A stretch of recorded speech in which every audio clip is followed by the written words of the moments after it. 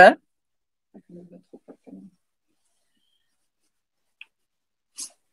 Bonjour tout le monde et bienvenue dans ce nouveau webinaire. J'espère que vous allez bien et surtout que vous nous entendez et que vous nous voyez. Bonjour tout le monde.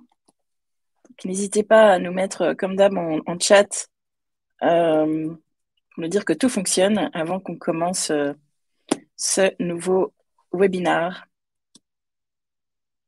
J'attends 2 secondes juste pour m'assurer que... Super, merci beaucoup Marie, merci Corinne, merci Ludivine et toutes les autres qui répondent maintenant. J'espère que vous allez bien. J'ai le plaisir d'être accompagnée ce soir par Alexandra, que vous connaissez si vous avez déjà participé à un de nos lives. Donc Alexandra ce soir s'occupe du chat et alors non, excusez-moi, s'occupe de répondre à vos questions dans le chat et j'ai le plaisir également d'accueillir Émilie pour son premier webinaire. Donc Émilie nous a rejoint dans l'équipe il y a une semaine en charge du marketing et c'est elle également que vous pourrez retrouver dans le chat si jamais il y a quoi que ce soit, si vous avez des questions, si vous voulez m'interrompre, surtout n'hésitez pas. Donc ça fait quelques semaines qu'on n'a pas fait de webinaire parce qu'on s'est concentré sur le développement de Capitana. Avant qu'on rentre dans le vif du sujet, j'ai le plaisir de vous dire pour celles qui suivent le projet depuis plus longtemps qu'on a obtenu notre agrément du régulateur, que donc notre plateforme est régulée et qu'on est déjà en train de la tester, qu'on a déjà ouvert des premiers comptes, réalisé les premiers investissements. Donc voilà, on a été assez occupés. Mais on ne vous oublie pas et donc voilà, je suis ravie d'avoir ce nouveau webinaire avec vous ce soir. Donc, on a comme sujet aujourd'hui le profil de risque. Donc, sans plus de délai, allons dans le vif du sujet. Je vais partager mon écran. Hop là, voilà. Et avant d'aller plus loin, j'aimerais déjà savoir, pour pouvoir être pertinente ce soir, si vous savez ce qu'est un profil de risque. Et pour ça, j'aime bien utiliser des sondages. C'est toujours sympa de savoir ce que vous pensez. Et je vais donc directement vous poser la question, qu'est-ce qu'un profil de risque? Vous le trouverez dans l'onglet sondage qui se trouve normalement à droite de votre écran. N'hésitez pas à répondre. Donc, qu'est-ce qu'un profil de risque pour vous? 3 choix, certains plus pertinents que d'autres. Je vous laisse découvrir ça. J'attends que vous familiarisez avec l'outil et que vous répondiez. Et puis, on avancera. Est-ce que vous voyez le sondage, l'onglet Émilie, Alex, est-ce que vous le voyez publié? Oui, je vois Super. le vote.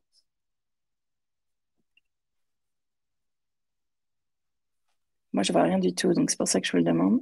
Alors, pour l'instant, les participants semblent savoir ce que c'est, puisque 88%. Ok, parce que moi, je vois pas les... Ah ben oui, non, mais je sais pourquoi je ne le vois pas. Voilà. Hop, il faut que je soumette mon propre vote. Ok. La même chose que je mange. Donc, super. Bon, c'était pas le but, c'était pas de vous coller sur cette réponse. Donc, effectivement, on va parler aujourd'hui d'outils, de questions qui vont vous aider à déterminer votre profil d'investisseuse. Une grosse partie du profil d'investisseuse, c'est quel est votre profil de risque. C'est pas la seule chose, et on va passer à travers ça aujourd'hui. À tout moment, n'hésitez pas. Si vous avez des questions, vous m'interrompez ou alors vous la posez dans le chat et Alex se fera un plaisir de vous répondre. Donc, aujourd'hui, profil d'investisseuse, on va parler du lien qui existe entre risque et rendement, puisque forcément, aucun intérêt de prendre du risque si ce n'est pas pour avoir une prime en retour. Et donc, c'est vraiment tout l'intérêt et toute la base de ce couple risque-rendement. On va en parler dans quelques minutes. Comment nos comportements influent sur le risque? Comment est-ce que deux personnes qui ont exactement la même situation financière, le même âge, la même situation personnelle peuvent en fait avoir des profils de risque sensiblement différents? Là, je vois qu'il y a une erreur sur le slide, mais donc on conclura et on vous montrera. Donc ça, c'est la surprise un peu du jour. Comment est-ce que nous, quel outil est-ce qu'on a développé pour déterminer le profil de risque de nos futurs capitanats? Donc, profil de risque, tout commence avec des objectifs SMART. Donc pour celles qui ont déjà investi, qui commencent ou celles qui n'ont encore jamais investi, ce qui est vraiment important, c'est de savoir pourquoi on investit, pas pourquoi, dans le sens pas de chercher une cause profonde, existentielle, de la raison pour laquelle on est sur Terre, mais vraiment de dire, OK, cet investissement, j'ai décidé de le commencer, pourquoi pour financer quel projet de vie et financer voilà, quelles ambitions et de le rendre le plus spécifique, mesurable, atteignable, réaliste et temporel possible. Donc, en gros, d'avoir un objectif SMART. Qu'est-ce que je veux dire par là peut-être des exemples concrets pourront vous aider. Très souvent, beaucoup d'entre vous viennent pour nos consultations, les bilans patrimoniaux avec moi ou avec Alex, et nous disent, OK, bon, par exemple, je vais investir pour un jour acheter un bien immobilier ou devenir propriétaire.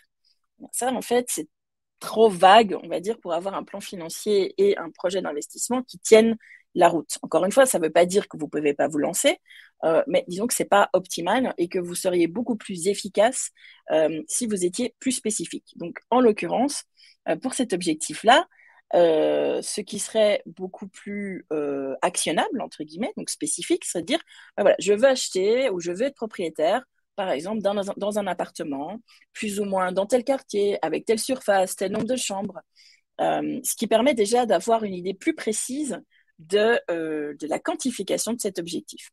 C'est là où on en arrive au deuxième, c'est comment est-ce qu'il peut être mesurable. Donc, ce type d'appartement, typiquement, a une valeur de marché, je ne sais pas, de 400 000 euros, par exemple. Et je vais le financer via un prêt hypothécaire, donc il me faut un apport.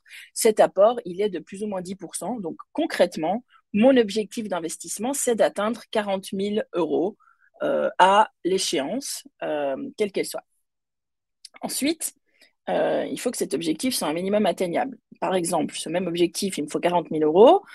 Si j'ai aucune épargne de côté aujourd'hui et que je le veux dans 2 ans, ça paraît relativement inatteignable.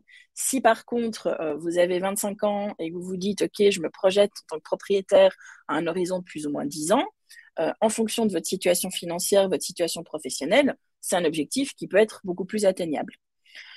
Il doit être également réaliste, c'est-à-dire qu'il peut être atteignable en théorie, mais en fait, ça vous nécessiterait de mettre la totalité de vos économies dans ce seul objectif, alors que par ailleurs, vous avez prévu de partir faire un grand voyage dans 2 ans. Vous avez de nouveau, vous êtes jeune, donc il y a énormément de choses sans doute qui vont se passer entre maintenant et 10 ans, et donc c'est pas très réaliste de dire que la totalité de votre épargne disponible va se trouver dans un seul et même objectif. Finalement, la temporalité, comme je l'ai dit, c'est complètement différent de dire il me faut 40 000 dans 2 ans ou 40 000 dans 10 ans. Et donc, d'avoir une vue aussi sur quand est-ce qu'on atteint ces objectifs est assez important. Donc, en l'occurrence, ma petite sœur qui me dirait je veux investir et être propriétaire être propriétaire d'un bien immobilier, je lui dirais, OK, ça va se transformer en je veux un appartement d'une valeur de plus ou moins 400 000, un apport de 10%, j'ai 10 000 euros de côté aujourd'hui, je peux mettre 300 euros par mois de côté. À 25 ans, je peux me permettre d'attendre 10 ans avant d'être propriétaire. Et donc, tout ça mis ensemble, eh bien, ça forme un projet d'investissement qui est concret, qui est smart et sur lequel, finalement, après, il est très facile de travailler. Un des grands éléments ensuite qui va déterminer dans quelle finalement stratégie d'investissement vous trouvez, c'est donc ce fameux profil de risque. J'ai pris un exemple de plutôt démarrer dans la vie, devenir propriétaire. C'est exactement la même chose avec je veux aider mes enfants à démarrer dans la vie. Ça se transformerait en je veux financer leurs études, je veux pouvoir entre guillemets, libérer 30 000, 50 000 euros et j'ai 10 ans pour le faire. Voilà, ça, c'est déjà beaucoup plus concret. Ou je veux leur permettre d'acheter leur premier appartement, même débat.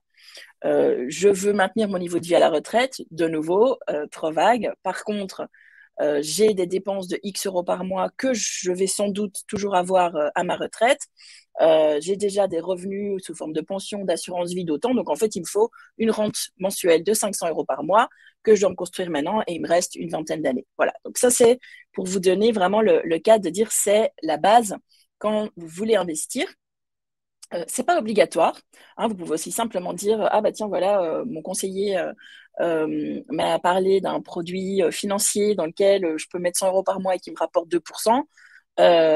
Mais quant à savoir si c'est quelque chose qui vous convient, qui va vous aider à atteindre finalement un style de vie ou des objectifs qui vous conviennent, ben là, on va dire l'écart est très très grand. D'où l'intérêt de vraiment partir de cet objectif SMART. Est-ce que à ce stade, il y a des questions? Je vois qu'il y a.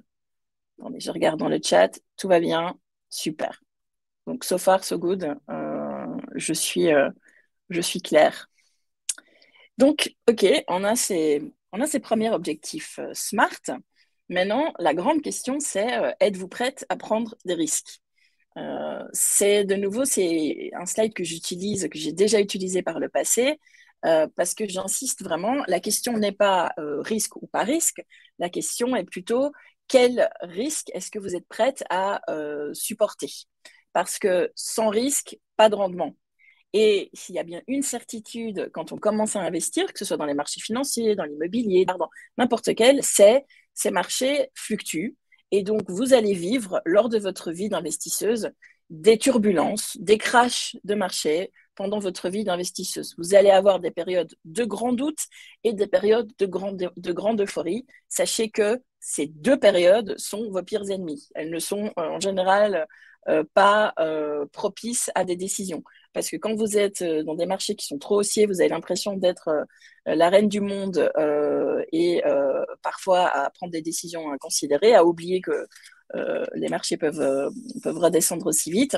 Inversement, quand vous êtes vraiment dans le fond du trou, eh bien, avoir tendance à paniquer, à oublier qu'en fait, votre horizon d'investissement, il est beaucoup plus long et donc à vendre au pire moment. Donc ça, on en a déjà parlé. Ça fait partie du comportement d'investissement et de la différence entre jouer au casino en achetant des actions et en les revendant le lendemain versus avoir une stratégie d'investissement à long terme qui vous permet de réellement générer de la croissance et avoir un impact sur votre vie, sur vos possibilités de vous réaliser, d'acquérir cette autonomie et aussi forcément au travers des investissements que vous réalisez. Donc, il y a des turbulences, il y a des moments de doute. Maintenant, tout le monde n'est pas égal par rapport à sa capacité à absorber cette incertitude. Et c'est là où l'aspect, on va dire, comportemental rentre en jeu et dépend de beaucoup de facteurs, certains contre lesquels vous ne pourrez pas changer grand-chose malheureusement, d'autres sur lesquels vous pouvez influer ou qui vont dépendre en fait finalement du moment où vous êtes dans votre vie. Pour vous donner quelques pointeurs, de nouveau, tout ce que je fais ici, j'essaie de simplifier un maximum pour que ça devienne plus tangible pour celles et ceux qui voilà qui sont pas familiers, qui n'ont pas un background financier. La réalité derrière, il y a voilà une complexité entre guillemets de modèles mathématiques, de calculs, etc., qui en fait n'est pas nécessaire forcément de comprendre à ce stade pour déterminer en quoi le risque peut en fait être votre meilleur ami en fonction de votre objectif et du stade de vie dans lequel vous êtes. Prenons quelque chose qui finalement est assez cliché. Hein, excusez-moi, il y a beaucoup de clichés sur cette page. Mais statistiquement, je pense quand même qu'on est dans le bon.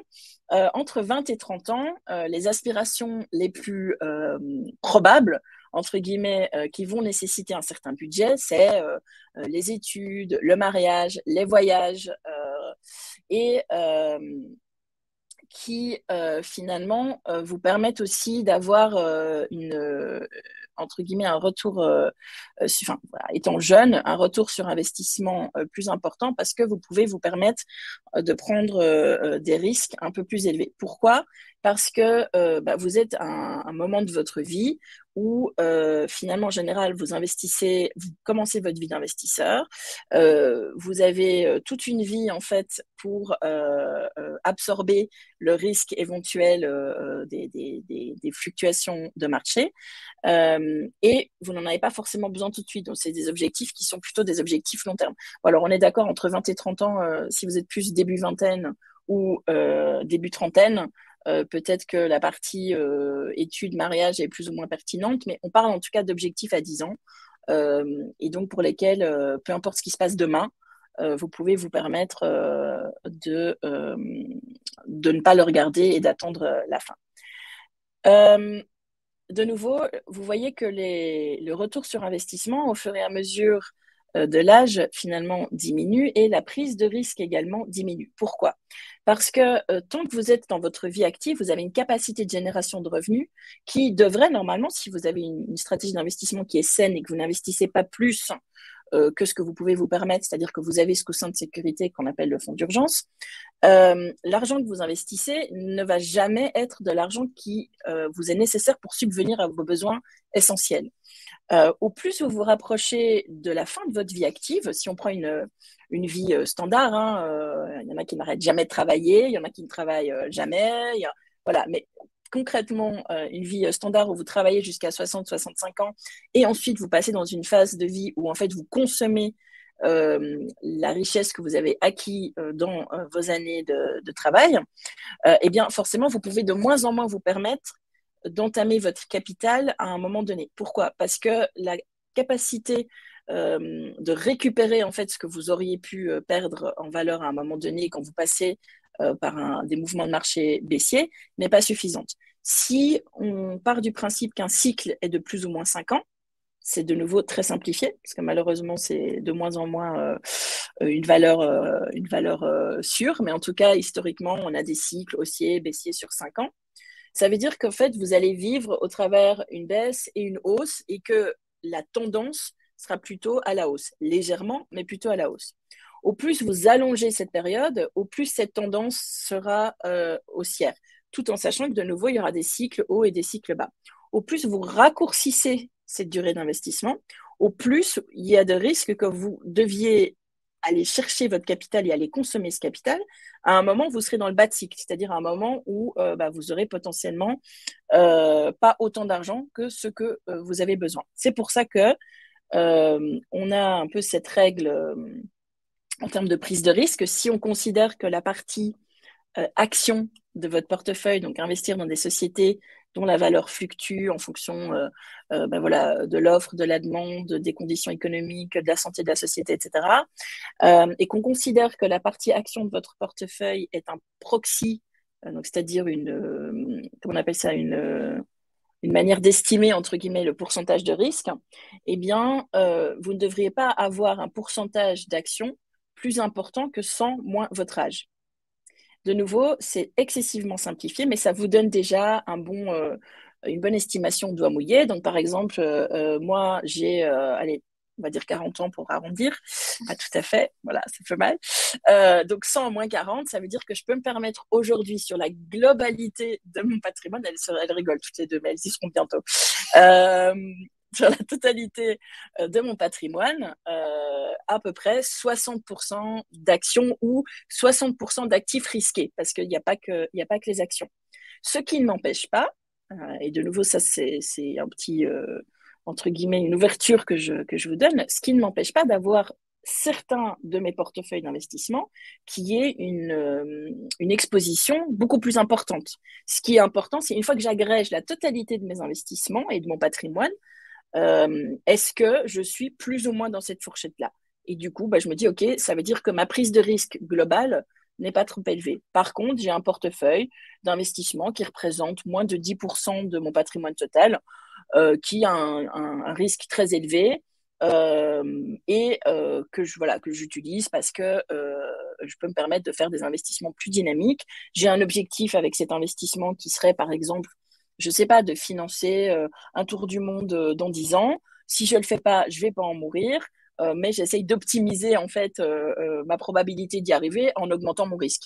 Voilà, et sachant que comme ça représente que 10%, une fois que je fais tout mon calcul, je suis toujours à 60% et pas plus, donc je suis cool. Voilà, donc ça, c'est important parce que dans la manière dont on réfléchit chez Capitana, on réfléchit, comme on dit, par objectif.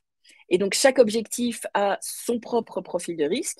Et puis, on réfléchit évidemment aussi à vous en tant que personne, au global, une fois qu'on a mis, si vous avez plusieurs objectifs et donc plusieurs portefeuilles, une fois qu'on les met ensemble, est-ce que ça reste cohérent par rapport à votre prise de risque globale? Voilà. Je vois qu'il y a du mouvement. Les filles, vous me prévenez si jamais je dois m'arrêter. Donc voilà, donc comme j'ai dit, au global, quand vous découpez en fait votre stratégie d'investissement en plusieurs objectifs de vie qui ont des temporalités différentes, par exemple, je vais être propriétaire dans 10 ans, j'ai mis, donc admettons que j'ai une capacité d'épargne de 1000 euros, je vais investir 500 euros sur cet objectif à 10 ans, et les autres 500 euros, je vais décider de les mettre pour ma retraite. Alors, moi, je vais vous dire que l'investissement retraite, vous pouvez être à un risque très élevé parce qu'en fait, il va se passer si vous avez 20 ans, dans 40-45 ans. Je sais que les produits d'épargne retraite sont complètement à l'opposé de ça, c'est-à-dire qu'en général, que vous ayez 20 ans ou 50 ans, ils vous disent oh, mon Dieu, c'est un objectif important, donc on va avoir un risque très très faible. La réalité, c'est qu'en fait, tant que vous n'êtes pas à 10 ans, ces produits ne sont pas du tout intéressants. Mais ça, c'est un autre débat. Si on regarde d'un point de vue logique, au plus vous êtes jeune, au plus l'horizon est loin, au plus vous pouvez vous permettre de prendre de risques. Maintenant, il est évident que votre objectif à 10 ans aura un risque moins élevé et vos vacances dans 2 ans, si c'est vraiment important pour vous, bah, ça sera encore moins élevé, ça sera même à la limite en cash, juste de l'épargne que vous ne risquerez pas parce que vous voulez être sûr de partir et d'avoir le montant qu'il vous faut. Voilà, donc ça, c'est vraiment comment réfléchir là-dessus. J'ai parlé du couple rendement de risque et de dire qu'il n'y a pas de rendement sans risque. Si vous avez déjà un petit peu fréquenté, entre guillemets, les conseillers, les banquiers, ou que vous avez regardé des produits d'investissement, vous aurez sans doute lu ou entendu parler de ces termes. Est-ce que vous êtes conservateur, très conservateur, modéré, dynamique, etc. Voilà, donc ça, c'est des manières d'essayer de simplifier ce qu'un profil de risque est. Pour vous donner une idée de ce que ça veut dire en pratique, donc Alexandra et moi, on a essayé de le visualiser au travers d'un investissement de 1000 euros pour vous faire comprendre que votre profil de risque, celui que vous choisissez ou celui que vous pensez être, a un impact important sur, d'un côté, certes, ce que vous pouvez espérer gagner, entre guillemets, mais aussi ce à quoi vous êtes exposé. Alors, attendez, je pense qu'il ne fonctionne plus là-dessus. Donc, bon, on va voir, parce que moi, je pense que j'ai presque batterie. Si vous m'entendez plus, les filles, vous me prévenez. Donc, on a pris un exemple très simple qui est dire, OK, si on investissait aujourd'hui, ou si on avait investi il y a 10 ans, on va plutôt dire ça comme ça, si on avait investi il y a 10 ans ou il y a 20 ans 1000 euros, en considérant qu'on est conservateur et que donc on utilise ce terme pour dire à la personne qui aura réalisé nos investissements ou nous-mêmes, je veux un profil, donc je veux un portefeuille qui correspond à un profil très conservateur, ça veut dire que vous aurez finalement une composition du portefeuille qui sera très très fort dans des produits qu'on appelle défensifs, donc typiquement des obligations, donc des obligations plutôt de la dette, où le capital est en général remboursé, mais qui du coup ne génère pas beaucoup de rendement, et un tout petit peu d'actions qui sont des titres à ce moment-là de propriété dans des entreprises qui ont un rendement plus important, mais qui aussi ont une perte en capital qui peut être en théorie complète. Donc, vous m'entendez? Ok. Donc, en gros, très conservateur, vous pouvez vous attendre, si on regarde sur les 10 dernières années, à un rendement annuel, donc c'est-à-dire une appréciation de votre capital de 1000 euros annuel de 1%. Après 10 ans, comme on va dire que vous ne touchez pas à cet argent et que donc les 10 euros que vous aurez à la fin de l'année 1, vous les réinvestissez. Donc, à la fin de l'année 1, vous aurez 1010, vous les réinvestissez, vous gagnez 1%. Deuxième année, enfin voilà, vous avez compris le principe. Après 10 ans, ces 1000 euros deviendraient 1105 euros. Voilà, donc vous auriez un gain de 105 euros. En faisant exactement la même chose, mais en ayant un profil très dynamique, donc à l'autre opposé, sur les 10 dernières années, en moyenne, le rendement était de 7% par an sur 10 ans. Eh bien, ces mêmes 1 000 € seraient devenus 1 967 euros. Donc voilà, on voit effectivement qu'il y a une différence significative entre un profil conservateur et un profil très dynamique en termes de rendement. Maintenant, comme je dis, pas de rendement sans risque. Ça, c'est si tout va bien et c'est sur entre guillemets, si on linéarise le cycle. Je vous ai dit que le cycle n'était pas linéaire, il y avait des hausses, il y avait des baisses, etc. Et c'est là où intervient, alors là, j'ai essayé de l'exprimer dans des termes de nouveau qui soient plus parlants pour vous, de la perte en capital maximale observée. Et donc, si par malchance, par exemple, juste après que vous ayez investi ces 1 000 €, le marché se casse la figure, en fonction du profil que vous avez choisi, l'impact sur la valorisation de votre portefeuille va être très différent. Si vous êtes très conservateur, comme il n'y a qu'une toute petite partie de votre portefeuille qui est exposée au risque, eh bien, votre capital deviendra, lors de ce crash, 950. Encore une fois, ça ne veut pas dire que vous avez réellement perdu 50 €, ça va dépendre de ce que vous faites à ce moment-là. Si vous vous dites, voilà, j'ai beaucoup discuté avec Gaël, Gaël m'a dit, quand on investit sur 10 ans, ce qui se passe après 2 mois, c'est pas important, donc je n'ai rien vu, je continue, je reste investi, eh bien, vous irez plus que probablement sur ces 1 105 €. Si par contre vous paniquez parce que même ce risque-là, il est trop important pour vous, eh bien, effectivement, vous revendrez votre portefeuille et vous récupérerez 950 €, vous aurez donc perdu 50 €.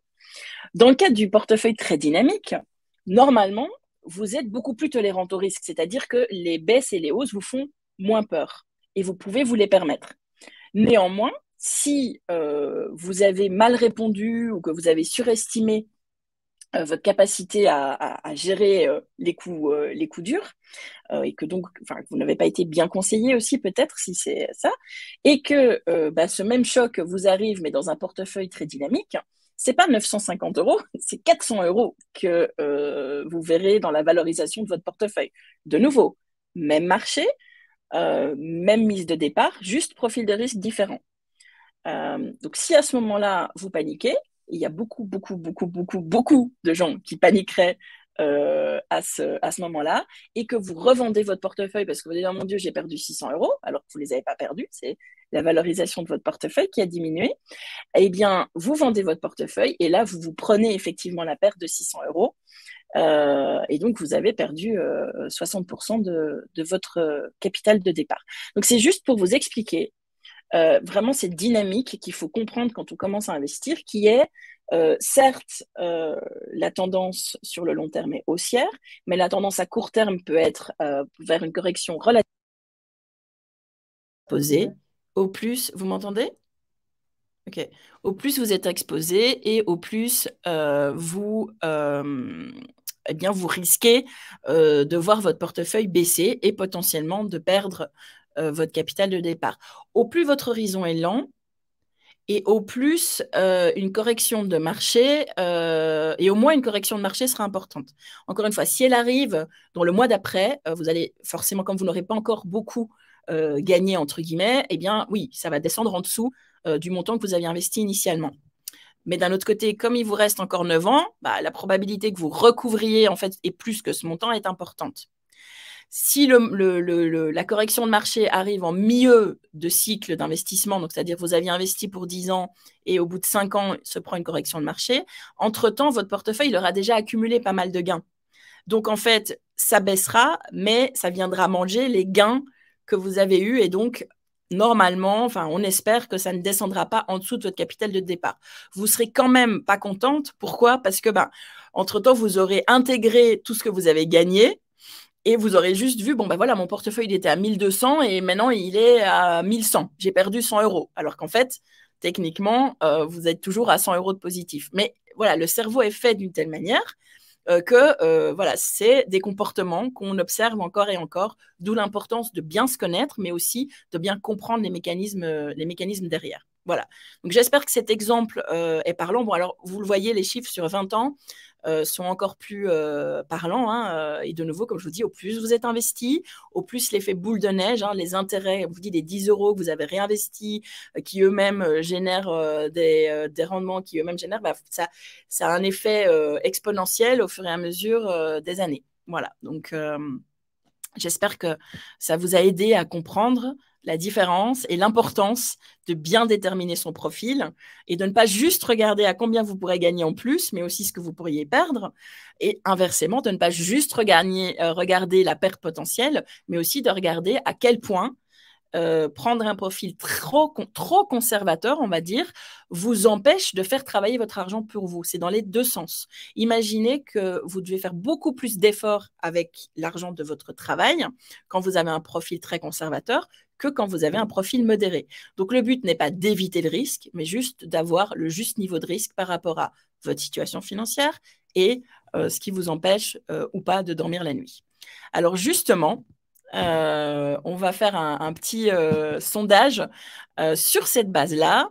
Qu'est-ce qui vous semble, à vous en tout cas, le profil le plus adapté à vous-même?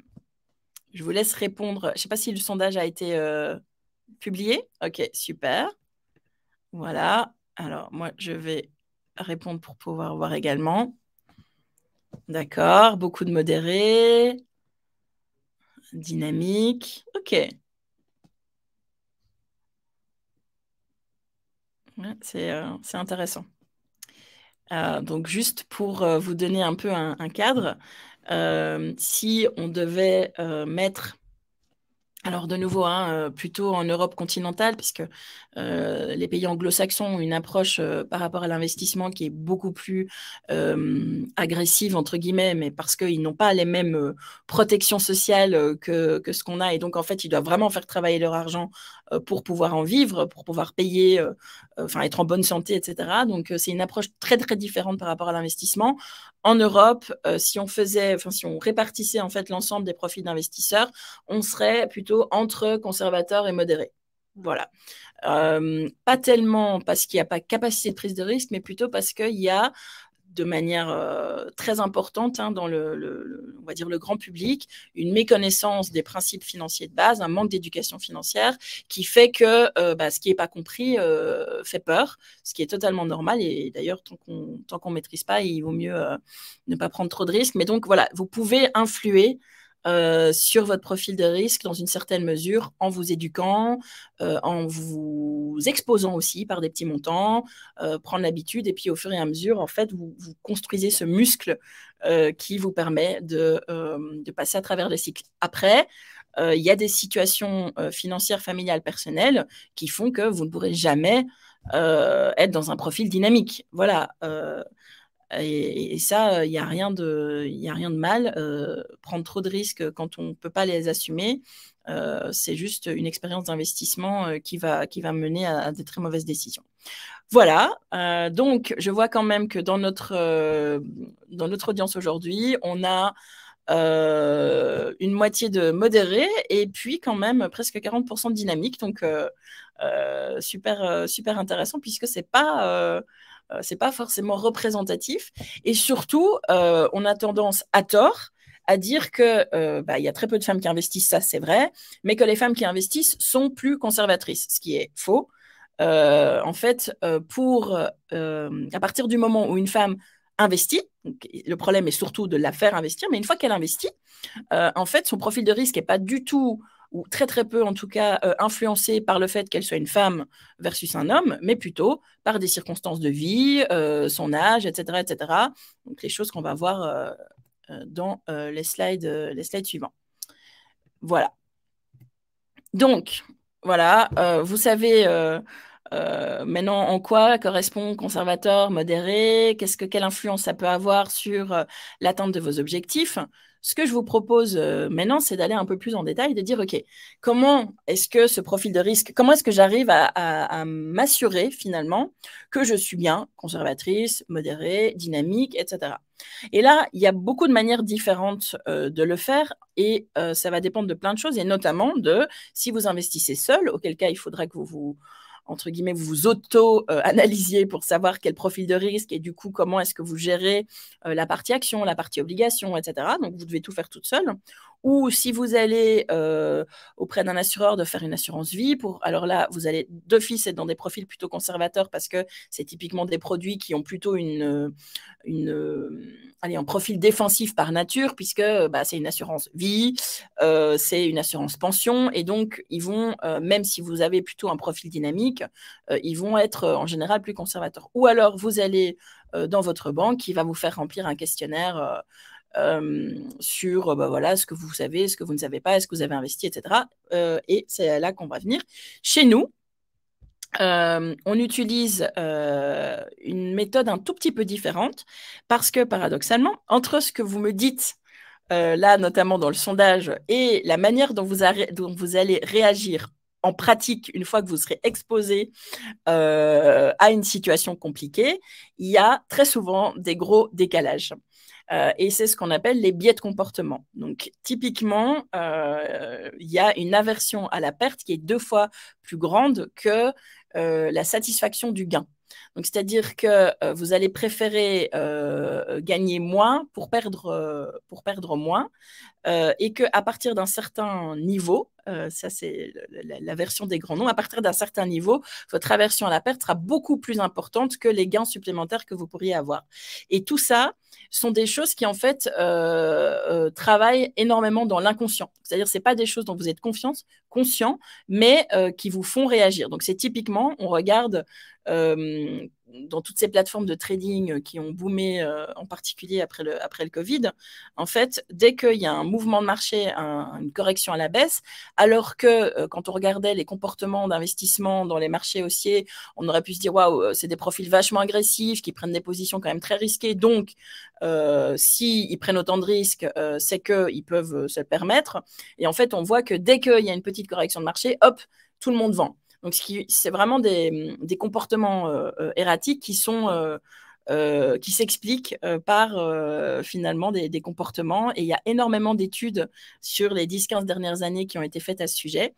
Et nous, on a décidé plutôt que d'accepter pour argent comptant ce que vous allez nous dire comme ça lors d'un sondage ou quand on se verra ou au travers de notre application, on va vous donner finalement des outils qui vont vous permettre et qui vont nous permettre de tester comment vous réagissez par rapport à des situations de risque données, plutôt que la déclaration que vous nous faites sans finalement avoir été exposé dans un environnement safe, évidemment. On ne va pas dire, vas-y, investis 1 000 € dans un portefeuille très dynamique et puis on verra si tu commences à nous appeler à -10 ou à -100 ou à -20, ça sera ton profil de risque.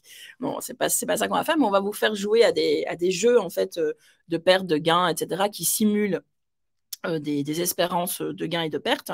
Et en fonction de vos réponses, eh bien, ça nous permettra de déterminer de manière plus granulaire le profil de risque qui est le plus adéquat.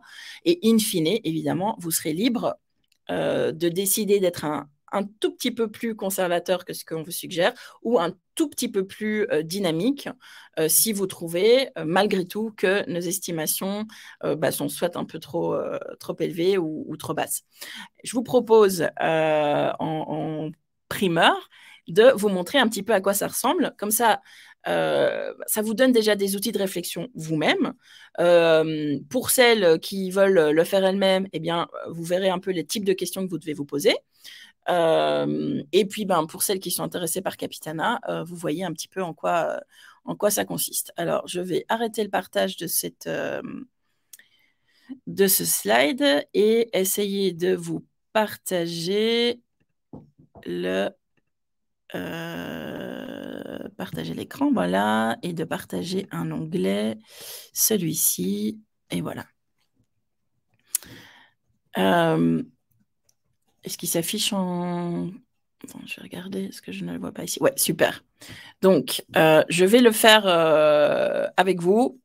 Comme ça, vous voyez un peu le type. Donc, je ne vais pas tout remplir, mais la première typiquement, la première question qu'on va vous poser, c'est quel est votre âge? De nouveau, vous avez vu dans les exemples que je vous ai montrés en quoi l'âge peut être un facteur pertinent pour déterminer votre profil de risque. Ce n'est pas du tout le seul, mais il est quand même important puisque ça détermine un petit peu l'horizon de temps que vous pouvez vous permettre pour l'un ou l'autre. Là. Donc, moi, je vais encore être dans cette tranche-là. Voilà. On l'a fait exprès. Hein. Et les 3 étapes du questionnaire. Donc, il y a 3 étapes importantes pour déterminer votre profil de risque. Vos connaissances financières et vos investissements passés. On va dire toutes choses égales par ailleurs. Au plus vous avez de l'expérience, c'est-à-dire au plus vous avez été exposé à ces cycles et au plus vous êtes résilient à ces cycles. Jusqu'à la limite voilà, finalement, vous vous dites non, mais je pourrais jamais dormir sur mes 2 oreilles si mon portefeuille fluctue de plus de 10%, même si j'en ai déjà eu, je peux pas. Mais par contre, peut-être qu'au début, dès que vous verrez 2% en moins, vous commencerez à paniquer. Et puis, en fait, vous verrez que le lendemain, ça remonte ou qu'un mois après, c'est remonté. Et du coup, vous direz, ouais, en fait, 2%, c'est pas grave parce que je les ai récupérés. Du coup, la prochaine étape psychologique, ce sera peut-être 3%. Voilà, donc ça dépend chacun. Mais donc, globalement, quand même, vos investissements passés vous aident à anticiper et à relativiser les fluctuations. Et puis, les connaissances financières aussi, puisque au plus vous êtes informé sur le fait que c'est normal que les marchés fluctuent, etc., au moins vous paniquez. Et donc, au plus, le risque est maîtrisé. Ensuite, vos objectifs, comme je l'ai dit, au plus l'objectif est court, au moins de risques on peut prendre, toutes choses égales par ailleurs. Et vos préférences d'investissement. Donc ça, c'est plutôt les notions d'impact. Mais au plus vous êtes précis et contraignant en fait finalement dans ce dans quoi vous acceptez pas d'investir, au plus le risque inhérent du portefeuille risque d'augmenter également. Donc ça, c'est une autre chose, on ne va pas en parler aujourd'hui, mais il y a une certaine corrélation entre préférence d'impact parfois et risque. Mais ça, on en discutera. Et puis, votre situation financière, forcément, au plus votre surface financière est grande, au moins le risque sur une partie de votre patrimoine impacte finalement vos besoins essentiels. Voilà, donc ça me paraît assez logique. Donc, est-ce que j'ai déjà réalisé des investissements dans le passé? Bon, ok, moi, oui. Vous sélectionnez l'ensemble des choses dans lesquelles vous avez investi. De nouveau, ceci, je vous rassure tout de suite, normalement, si vous n'avez jamais investi, eh bien, vous ne cliquez dans rien. Moi, je vais juste remplir là-dedans. Et donc, pour chaque chose, on vous demande quel est votre niveau d'expérience. De nouveau, pour estimer au mieux, finalement, quel a été le maximum drawdown ou le capital maximum que vous auriez pu perdre et que donc vous avez un certain historique. Si vous avez investi 50 €, vous n'aurez pas eu la même résilience, entre guillemets, que si c'était 1 000 € ou 5 000 ou 10 000 € d'investis. Là, pareil, donc ce sera pour les mêmes actions. Donc là, c'est vraiment votre expérience. Et voilà, moi, je le remplis en vitesse, c'est juste pour vous montrer. Et là, on va tester en fait vos connaissances. Si vous ne savez pas, ça ne veut pas dire que vous ne pouvez pas investir, ça ne veut pas dire que vous allez avoir une mauvaise note. Dans le sens où c'est pas un questionnaire comme à l'école où à la fin il y a ceux qui réussissent et il y a ceux qui ratent. C'est juste que, comme de nouveau, si vous ne savez pas ce que c'est, ça veut dire qu'il y aura besoin sans doute de vous informer plus et peut-être d'y aller de manière plus progressive que si vous savez exactement ce qu'est une action et ce qu'est une obligation. De notre côté, ceci va aussi informer le type de contenu et le type de parcours d'apprentissage qu'on peut vous conseiller dans l'application. Voilà, bon, moi je vais... alors, c'est paradoxal parce que j'ai dit que j'avais investi mais que je ne connaissais pas. Croyez-moi, ce n'est pas si paradoxal que ça, il y en a énormément. Qui sont dans cette situation quand ils commencent à investir ou même parfois quand leur banquier leur a suggéré quelque chose et qu'en fait, il leur a jamais vraiment expliqué à quoi ça ressemblait. Je vais mettre je ne sais pas. On va partir. Voilà, j'ai validé le deuxième et on va rapidement aller à la troisième. Donc, moi, je vais commencer petit. Voilà. Non, parce que ça, c'est le capital. Allez, je vais mettre 1000 euros. Je vais quand même dire que je suis une investisseuse long terme et c'est des revenus de mon salaire. Alors, pourquoi est-ce que ça, c'est important? En fait, il y a deux choses. Je ne vais pas m'étendre là-dessus. Premièrement, de savoir si vous avez un capital qui est fluide ou pas. Donc, si vous n'avez, par exemple, que du stock, quand je dis que du stock, c'est-à-dire que vous avez hérité, mais vous ne travaillez pas. En fait, du coup, vous allez entre guillemets, investir un capital qui, par ailleurs, est assez figé. Enfin, les seuls revenus que vous aurez, c'est les revenus de vos investissements. Si vous investissez un salaire, ça veut dire qu'il se renouvelle chaque mois. Donc, il y a aussi un impact, finalement, sur votre prise de risque. Et alors, celui-ci est déterminant. Je suis transparente avec vous. Il est déterminant dans le profil de risque qui va sortir. Tout le reste va avoir un impact également, mais si in fine, vous mettez que le pourcentage que vous voulez absolument sécuriser est de 100%, croyez-moi, la probabilité que vous soyez autre chose que conservateur, elle est proche de zéro, puisque en fait, c'est ce que vous dites par là, c'est je veux prendre zéro risque. Donc nous, on va être un peu plus prudent, on va dire, ok, je suis prêt à perdre allez, je dis, je suis prêt à perdre 10%. Voilà. Hop. Juste pour compléter, c'est par rapport à ce que Gaël expliquait tout à l'heure, le maximum drawdown. Quand on vous expliquait la perte maximale de capital, par exemple, d'un indice boursier, sur le trade dynamique, on était à 70% de perte. Voilà, ça correspond à ça un peu. Exactement. Non, là, on est dans le conservateur, Alex. Parce que là, on est à 90% de sécurisation. Oui, je parlais, pardon, de l'outil. Ouais, ok, autant pour moi. Donc là, effectivement, quand vous voyez, si vous vous souvenez du capital maximum que je suis d'accord de perdre, en mettant 90%, je serai en conservateur. Si je mets 60%, je serai entre modéré et conservateur. Ça va dépendre des réponses que j'ai par ailleurs. Si je mets en fait, je suis d'accord de tout perdre. Et de nouveau, moi, par exemple, quand je le remplis pour moi, c'est ce que j'ai mis. Pourquoi? Pas parce que je m'en fous et que je me dis, bah cool, je vais perdre 1000 euros. Non, parce que, en fait, j'ai été suffisamment formée et éduquée que pour savoir que la probabilité qu'à plus de 8 ans, je perde que je perde 100% de mon capital, elle est ultra faible. Par contre, toute réponse qui aille au-delà de 50 va m'amener un rendement qui, de nouveau, pour moi, ne justifie pas, finalement, la protection, voilà, on va plutôt dire comme ça, la protection de mon capital à ce niveau-là me coûte trop cher en rendement par rapport à ma propre appréhension du risque, mon âge et mes connaissances. Encore une fois, nul n'est à l'abri et je peux tout à fait me retrouver dans 2 ans à revenir et à vous dire que finalement là, je vais mettre 100% parce qu'entre-temps, les situations de marché m'ont fait changer d'avis.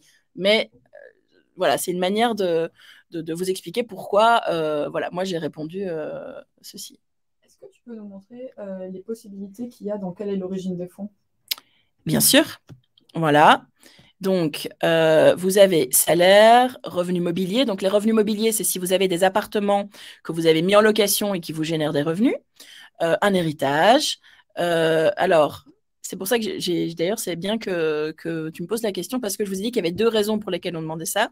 L'une est liée au risque et l'autre, c'est l'outil que nous, on utilise. Donc, il y a une petite subtilité qui ne fait pas partie directement du profil de risque, mais qui, par contre, fait partie, nous, de votre profil de risque pour nous en tant qu'établissement de gestion, qui est ce qui est très, très, très important pour nous en tant que professionnels, c'est qu'on ne participe en aucune façon au blanchiment d'argent, à l'évasion fiscale ou au financement d'activités qu'on appelle activités terroristes.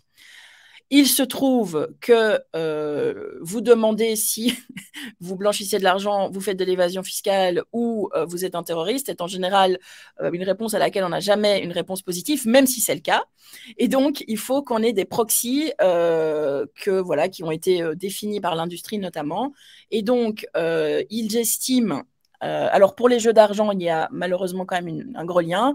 Les revenus issus de crypto-monnaies, pour moi, beaucoup moins. Maintenant, c'est vrai que, étant beaucoup moins régulé, c'est un point d'attention. Et en toute transparence, c'est notre banquier dépositaire, c'est-à-dire celui qui s'occupe donc quand vous ouvrez un compte chez nous, nous, on gère l'argent et l'argent est déposé auprès d'une banque dépositaire qui est garant que ces titres, votre argent seront toujours en sécurité. Donc, c'est votre coffre-fort, si vous voulez, virtuel. Et cette banque dépositaire a également des règlements assez stricts. Et pour la plupart des banques encore aujourd'hui, malheureusement, la crypto-monnaie est un peu un signal d'alarme. Alors, ça ne veut pas dire que si vous dites en fait, j'ai effectivement un portefeuille de Bitcoin que maintenant je veux diversifier et donc je vais prendre ces revenus de Bitcoin ou d'autres monnaies pour les investir dans des actifs plus traditionnels, on ne va pas les accepter. Simplement pour nous, ça va être un signal de risque, pas de risque, profil de risque d'investissement, mais de risque pour nous de blanchiment d'argent qui fait qu'on va probablement, plutôt que de vous laisser continuer dans l'application et d'ouvrir ce compte facile, en 2-3 clics, vous dire on aimerait discuter avec vous et à ce moment-là, moi ou Alexandra, on vous appellera, vous nous expliquerez ce que vous voulez faire et à ce moment-là, on dira ok, ça nous paraît gérer en bonne mère de famille et donc il n'y a pas de problème. Mais on ne pourra pas automatiquement en fait accepter ceci. Voilà, donc ça c'est vraiment une parenthèse, comme ça vous connaissez tous les rouages d'une entreprise d'investissement et voilà de ce qu'on doit s'assurer d'être des bons citoyens et d'agir dans le bien commun. Last, on me dit qu'il faut que je me dépêche. Donc, vos objectifs d'investissement, effectivement, préserver votre capital aura un impact sur votre profil de risque qui va l'amener vers un profil plus défensif, alors que, par exemple, faire fructifier votre patrimoine va vous amener vers des profils plus dynamiques. Toutes ces questions, en fait, se construisent l'une sur l'autre. Donc, c'est-à-dire qu'à partir du moment où vous avez dit que vous voulez sécuriser 100% de votre capital, vous pouvez faire fructifier votre patrimoine, vous allez quand même être dans un profil conservateur. Donc, comme ça, vous savez, donc tous ces éléments, en fait, viennent informer votre profil de risque. Voilà. Alors, ça, dernière partie, très importante, ce sont ces fameux jeux de probabilité qu'on utilise pour s'assurer que vous êtes bien ce que vous dites. Alors, pas parce qu'on ne vous croit pas, mais parce que vous n'êtes en général pas forcément un bon juge vous-même de votre réaction par rapport au risque et surtout de comment il évolue, parce que ce n'est pas linéaire, de comment il évolue au plus les gains augmente ou au plus la perte augmente en absolu. Donc, c'est-à-dire même si vous avez la même probabilité de gain et de perte, au plus les montants absolus vont augmenter, au plus vous avez tendance à dire « Oh non, non, ça, je ne fais pas ». Donc là, je vais vous montrer. Vous devez tirer au sort une boule parmi 2 saladiers. Le saladier droit contient une boule verte qui vous fait gagner 20 €. L'autre, vous avez des probabilités, c'est-à-dire il y a 9 boules sur 10 qui vous font gagner 200 € et une boule rouge qui vous fait perdre 300 €. Alors là, plusieurs manières. Certains vont juste dire « j'en ai aucune idée, je clique au hasard ».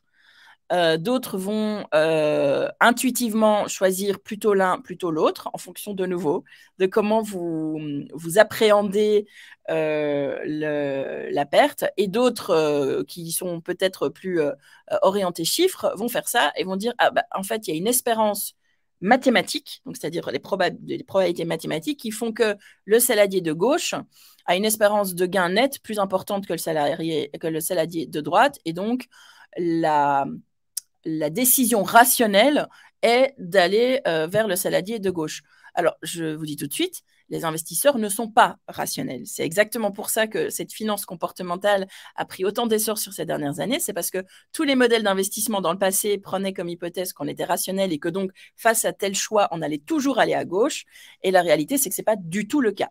Et donc, c'est pour ça que ces exercices sont intéressants. Donc, je vais juste passer rapidement, complètement au hasard. Mais vous voyez, en fait, chaque question vient en informer une autre. Ce ne sera jamais les mêmes. Donc, en fonction de ce que vous avez répondu à la première, vous allez avoir une suivante qui est différente. Donc, là, je ne sais pas du tout ce que je vais avoir parce que je fais vraiment au bien. Et alors, pour terminer, c'est quelles sont les thématiques d'investissement qui vous tiennent à cœur. Je ne vais pas passer là-dessus parce que justement, ces mathématiques-là, on on vous en parlera et on les dévoilera par après. Voilà, j'ai fini. Je dois juste remplir encore ma situation financière. Patrimoine immobilier, bon, bah, à Luxembourg, soit vous en avez, et alors c'est en général plus élevé que ça, soit il n'y en a pas. Hein.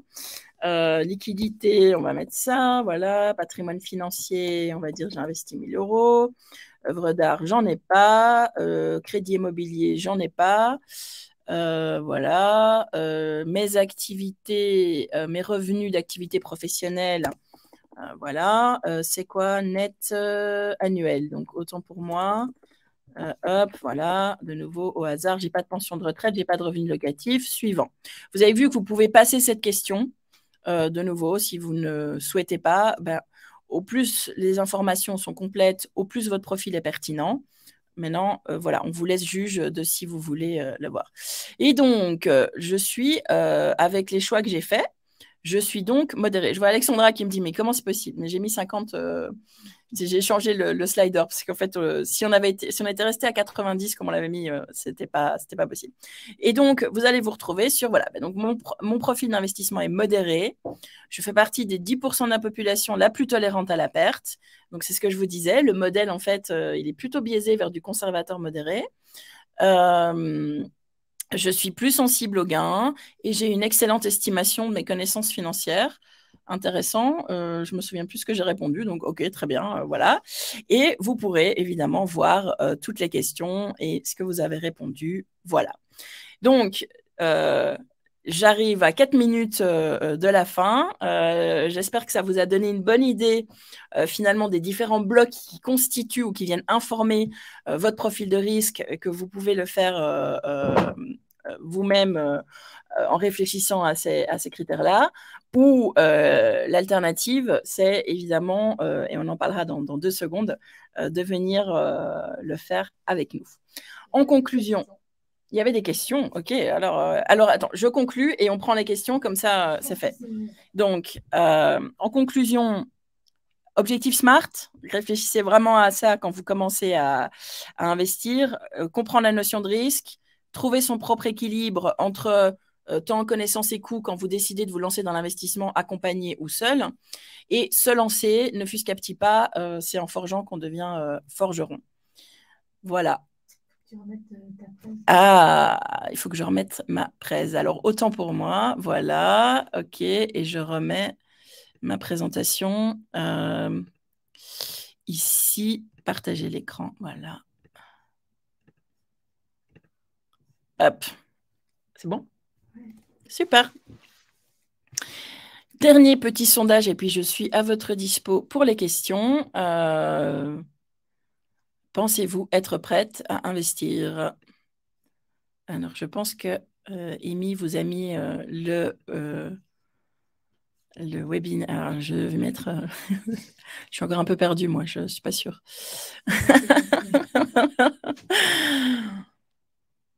Super. Alors, pour toutes celles qui ont répondu, je sais que sur les deux, il y en a une, c'est moi, qui a répondu. Je suis encore un peu perdue. Vous savez qu'à tout moment, vous pouvez nous envoyer un mail à Alexandra ou à moi avec vos questions. On se fera un plaisir d'y répondre. Et si vous voulez nous parler en live, on a prévu justement de vous offrir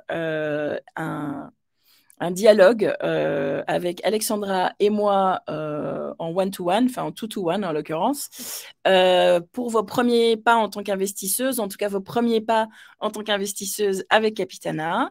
On a ouvert des créneaux dans nos agendas à partir de fin novembre, moment où on espère pouvoir vous accueillir dans notre application. Alors, c'est encore fermé, donc c'est-à-dire qu'en fait, l'application ne sera pas disponible publiquement, mais on donne l'opportunité aux membres de notre communauté de devenir des Capitana au fur et à mesure. Comme ça, on peut prendre le temps voilà, de vraiment vous accueillir une à une, de bien comprendre vos besoins et de s'assurer que la plateforme répond à ses besoins et que vous compreniez, que tout soit clair et fluide. Donc voilà, si ça vous intéresse, il y a juste un formulaire à remplir que Amy a normalement mis dans le chat. Elle le met maintenant. Ne vous inquiétez pas, il est également dans le mail que vous allez recevoir à la fin de ce webinaire, où vous pourrez avoir le replay et également le formulaire que vous pouvez remplir. C'est un formulaire de quelques questions, en fait, juste pour mieux vous connaître et pouvoir déterminer si finalement c'est le bon moment pour vous. Vu que la plateforme, on le fait encore au fur et à mesure, on s'assure que vous ayez déjà un certain niveau comment est-ce qu'on va dire, de réflexion. Donc quel montant vous souhaitez investir, quelle est votre situation, d'où est-ce que vous venez, parce que ça aussi c'est important. Aujourd'hui la plateforme est ouverte aux personnes qui résident et qui sont citoyennes de l'Union européenne, de nouveau pour des raisons plutôt de contrôle de risque pour nous. Et donc voilà, c'est ces questions-là. Sur base de ces questions, en fait, on vous renverra une réponse avec des propositions de créneaux à l'heure qui vous arrange le mieux. Et alors, il y aura Alexandra et moi en live pour répondre à toutes vos questions. Et donc, je précise, c'est un call qui est encore sans engagement. Vous aurez la possibilité à ce moment-là de décider de faire partie des premières capitanas. Mais dans tous les cas, on est aussi là pour répondre aux questions si vous avez encore des questions après ce webinaire. Voilà. Et donc, justement, on arrive aux questions. J'ai répondu à Juliette. Alors, la question de Juliette, c'était quoi? Donc, est-ce qu'il est possible d'investir à Capitana en tant que Belge? Alors, mais bien sûr, justement, le marché belge est un de nos premiers marchés. Donc, en fait, alors, on est accessible à partir de la plupart des pays de l'Union européenne. Il y a éventuellement quelques exceptions, mais a priori, tout est OK. Par contre, d'un point de vue promotion et aussi gestion de l'aspect fiscal, donc par exemple en Belgique et la taxe sur les opérations boursières, on est capable de la gérer, de la prélever à la source. Donc voilà, et notre banque dépositaire est une banque belge, donc avec grand plaisir, Juliette. Voilà. Il y avait deux questions également relatives au formulaire de risque que tu viens de remplir, notamment sur l'origine des fonds. Donc, est-ce qu'il était possible de choisir deux origines, comme le salaire par exemple et un héritage?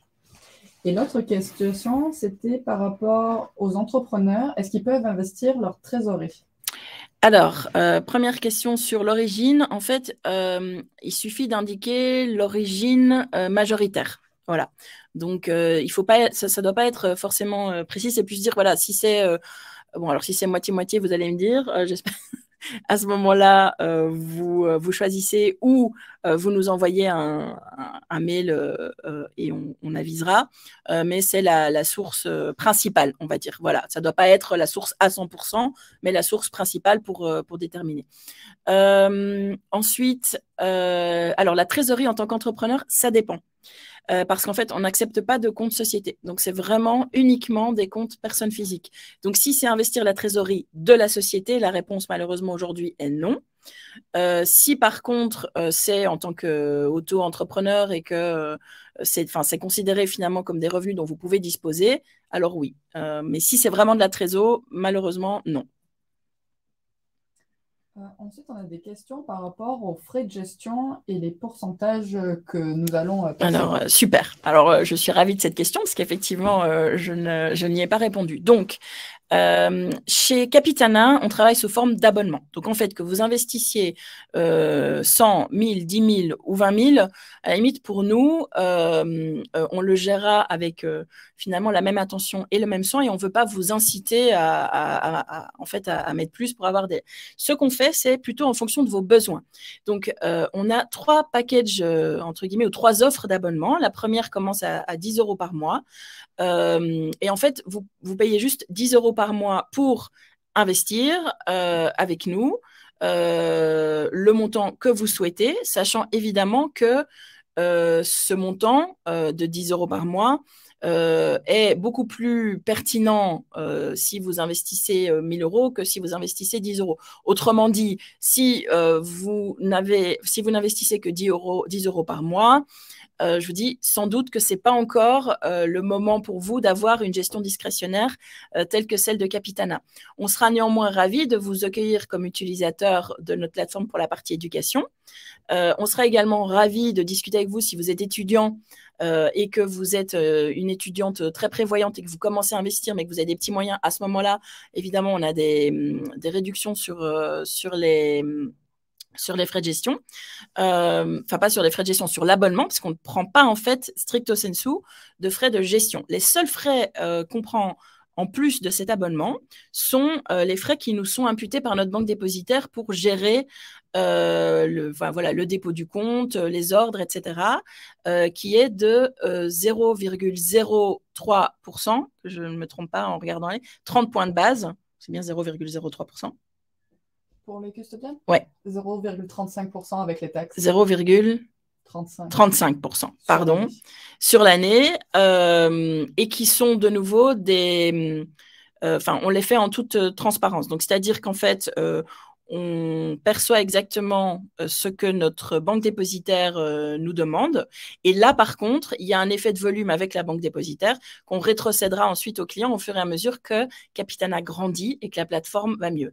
Si il y a des légers décalages entre ce qu'on perçoit auprès des clients et ce que Bink, donc la banque dépositaire, nous perçoit parce qu'il y a des calculs de date, etc., à la fin de l'année, de nouveau, on communiquera à tous nos clients et on reversera cette friction. Donc, ce sera, ça dépend finalement. Si on a beaucoup de clients, ça peut être des montants plus importants. On reversera l'intégralité de ce bénéfice qu'on a fait sans vouloir le faire à des associations qui œuvrent en faveur de l'empouvoirment économique des femmes. Voilà.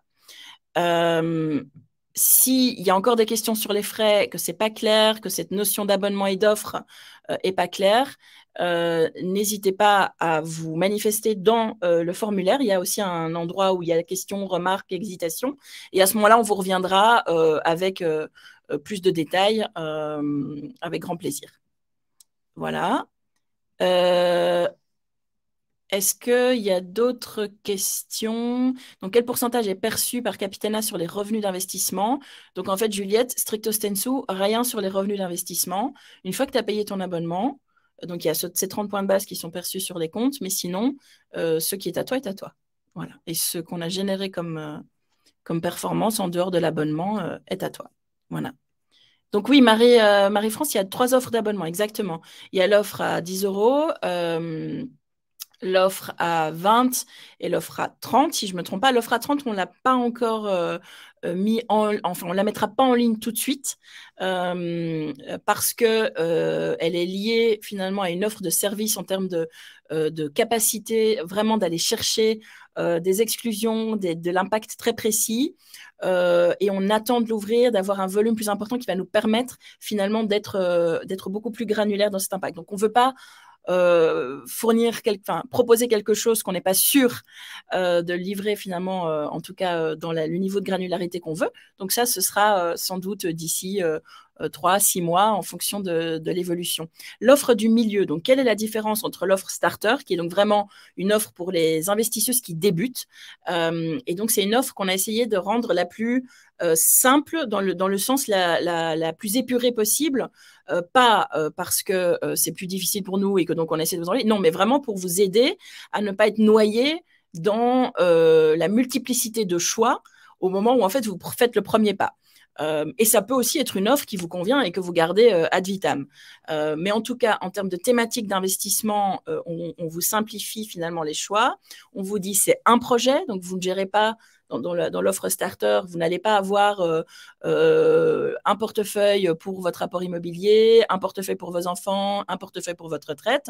Vous allez avoir un seul portefeuille avec votre objectif principal qu'on aura défini et un choix de thématique d'investissement aussi, entre guillemets, simplifié. L'offre du milieu vous donne plus de possibilités de gérer plusieurs objectifs avec des horizons de temps et des profils de risque différents, et également de diversifier les thématiques d'impact. Voilà. Et l'offre, donc comme je disais, l'offre du milieu, on l'a appelée Level Up, et l'offre de la troisième, Getting Serious. Alors, ce n'est pas corrélé directement au montant sous gestion, c'est-à-dire aux avoirs ou aux montants que vous investissez. La réalité, forcément, c'est que au plus votre patrimoine grandit, enfin vos avoirs, ce que vous avez investi, votre argent, et au plus vous pouvez vous permettre de le diversifier, de faire plus de thématiques, etc.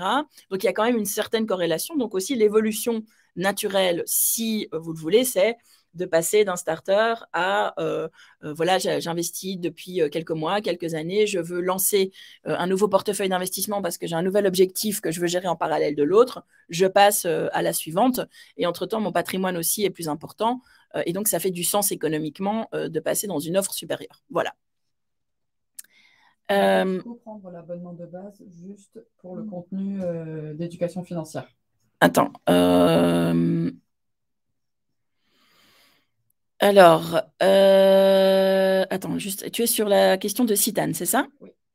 Alors, on est en train de réfléchir, Citane, à une offre qui permette effectivement d'avoir uniquement l'aspect apprentissage financier sans l'investissement. Donc ça, on pourra communiquer dès qu'on aura finalement déterminé ce qui fait du sens. Parce qu'il faut savoir qu'en fait, on est en train aussi de dessiner le parcours d'investissement de manière progressive. Donc, c'est-à-dire au plus tu as de l'expérience et au plus tes projets évoluent, etc. Et du coup, le contenu qu'on te propose va évoluer également. Donc, si en fait, tu es sur un profil non investi, il faut qu'on voit comment est-ce qu'on arrive à moduler ça, parce que du coup, on n'a pas cet historique qui nous permet de te dire, ah, attends, là maintenant, on a un nouveau contenu qui est pertinent pour toi et qui devrait être débloqué. Voilà. Quand est-ce que notre service sera actif? Alors, donc justement, Carole, c'est ce que je disais. Donc là, maintenant, on a déjà commencé à investir. Alors, on est nos premiers clients.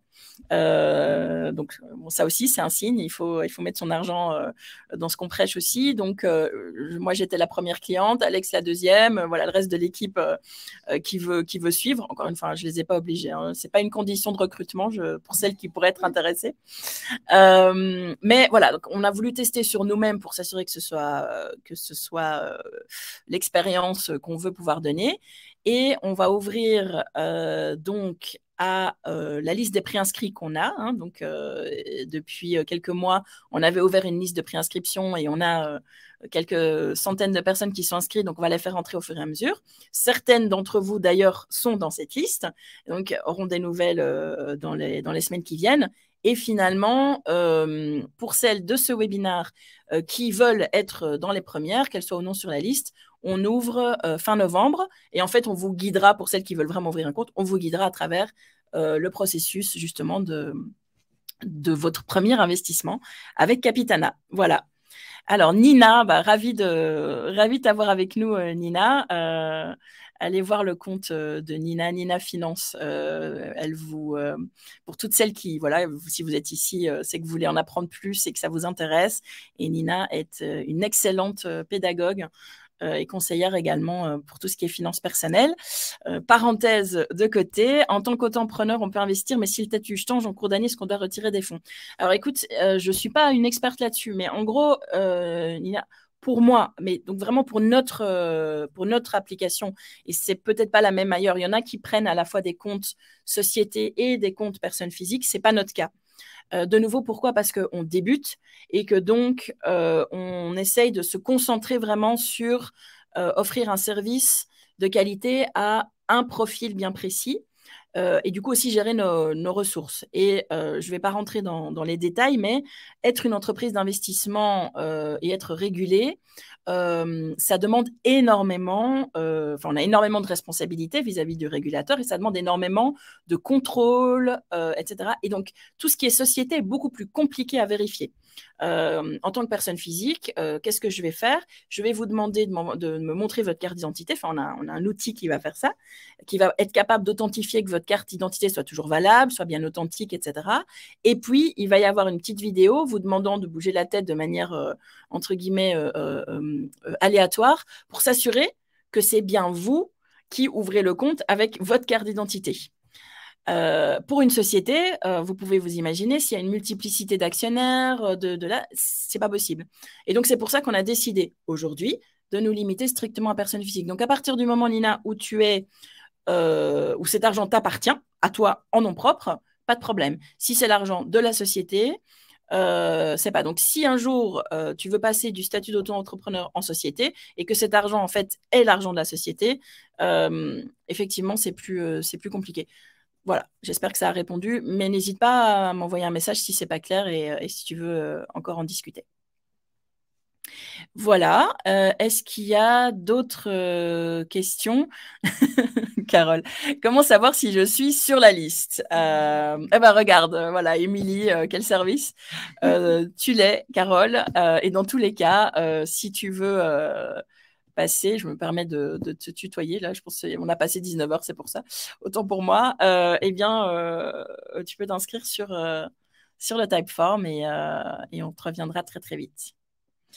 Voilà. Je regarde si on a répondu à tout. Avant le call, avez-vous un outil pour faire le point sur le patrimoine? Alors oui, alors en fait, on n'a pas un outil, mais aucun souci. Je ne sais pas qui a écrit l'action, parce que c'est Émilie qui me l'a remis dans les questions. Mais à celle qui a posé cette question, est-ce que avant le call, on a un outil pour faire le point sur le patrimoine, pour être sûr d'avoir un overview? On l'a dans l'app et on peut le faire avec toi. De nouveau, ce call, si à la fin du call, on arrive à la conclusion, soit vous individuellement ou collectivement, que c'est pas le bon moment parce que votre fonds d'urgence, par exemple, n'est pas encore constitué, aucun souci. Au moins, vous avez une feuille de route avec laquelle avancer et des prochaines étapes qui vous permettront de rejoindre Capitana peut-être plus tard. Les frais de gestion, j'ai répondu. Pourcentage perçu sur les revenus, j'ai répondu. Voilà, je pense que j'ai répondu à tout, en tout cas toutes celles qui étaient dans la partie questions. Je regarde dans le chat. Le baptême du feu, Audrey. Oui, c'est vraiment ça. Ouais, voilà.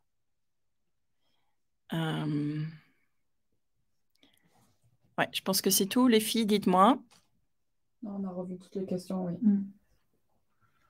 Ah, Nina Finance sur quel réseau? Alors Nina, je te laisse répondre. Nina est une star LinkedIn et également un compte Instagram qui est très intéressant. Donc je pense, corrige-moi si je me trompe Nina, mais tu peux la suivre sur LinkedIn Nina Baka et sur Instagram Nina Finance. Voilà.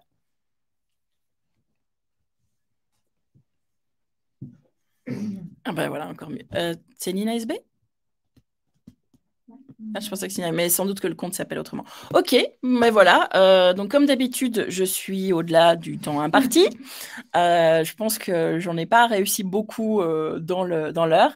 En même temps, voilà, j'ai eu beaucoup de questions. C'était super sympa. J'espère que vous avez aimé et que ça vous a intéressé. Donc prochaine étape pour vous. Vous inscrire, nous envoyer vos questions. Donc de nouveau dans le formulaire, il y a un onglet, enfin il y a une dernière partie où vous pourrez aussi mettre vos questions, vos hésitations, ce qui nous permettra à nous éventuellement de nous préparer, voire en fait déjà de vous répondre à ces hésitations avant le call potentiel. Voilà. Il me reste à vous souhaiter une bonne soirée, à vous remercier. Merci beaucoup Geneviève, c'est très gentil. Je suis contente si ça vous a plu. À remercier Alex et Émilie d'être restés si tard avec moi et d'avoir été des super co-animatrices. J'espère pouvoir échanger avec vous lors d'un call ou d'un prochain webinaire. Et je vous dis à très bientôt. Au revoir.